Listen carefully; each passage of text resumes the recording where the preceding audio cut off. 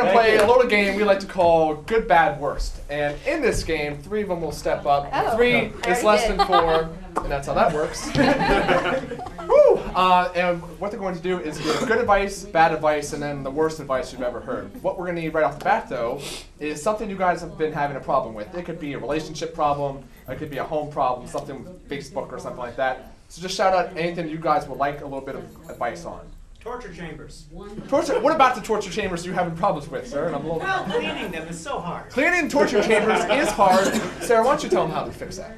Mr. Clean makes this thing called a magic eraser. You can get one at Target. Scrub it real hard and you'll get all that out. I mean, you obviously have some gimps or something in your torture chamber. I say just use them. If they don't clean it well enough, just beat them harder. Wow. What you could do is find some woman who's bulimic.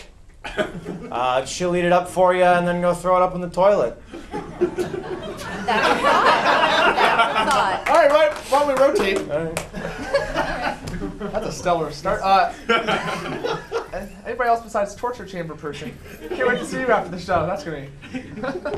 Anybody else have any other issues? Dealing with a mean supervisor. Yo, dealing with a mean supervisor. How do you deal with that? Oh, well, just calmly tell him, you know, you're being mean and I don't appreciate that. And I think you should pay me more for that. That's so nice. Yeah, no.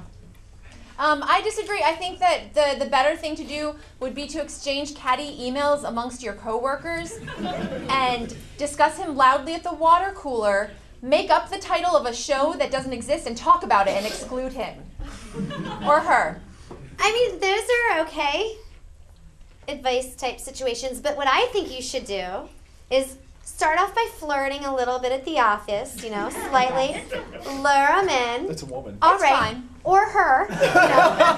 Just be nice, invite her out to dinner. She's gonna probably have to use the restroom while you're at dinner. So when she gets up, poison her food with arsenic poisoning. Not enough to kill her though, because that would take away the fun. No. So just get her so she's feeling really woozy, and you're there to help out. You're there to make her feel better. So you help her into your car, you take her out into the country somewhere, kick her out of the car, run her over at least 3 times, and then go back into town.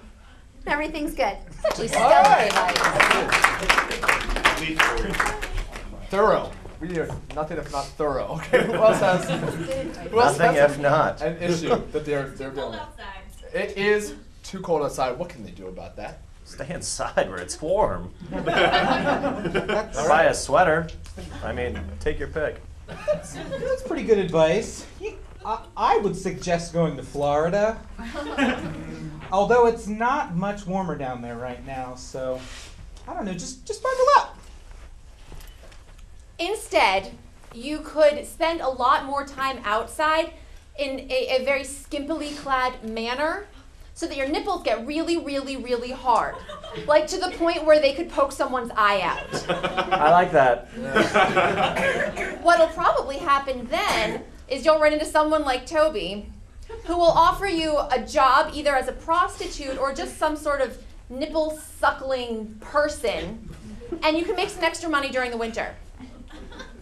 All right. Let's rotate one more time over that. One more time. So if I hire her, do I get to do the nipple suckling? That's what I'm saying, Oh, okay, yeah. all right. People do like to suckle. What the? All right, let's get one more piece of advice. What's somebody else having a problem with? Getting motor oil out of your hair. What are you doing? Let's find out. Motor oil out of the hair. How do you deal with that? I'm giving you the good advice. I really wish I wasn't. And my good advice would be to use some paint thinner and hope your hair doesn't fall out. Whatever you did to get motor oil in your hair, stop. Then you don't have to deal with it. I mean, sometimes the best solution is usually the simplest. All right. There you go. I've actually had a lot of problems with this. And as you can see, yeah, you just have to, you know, scrape your scalp off with whatever, knife, Axe, whatever, and just tell people it's a receding hairline. It's not really. This is just bad motor oil. Scar accident. tissue. And that's good, that works. All right.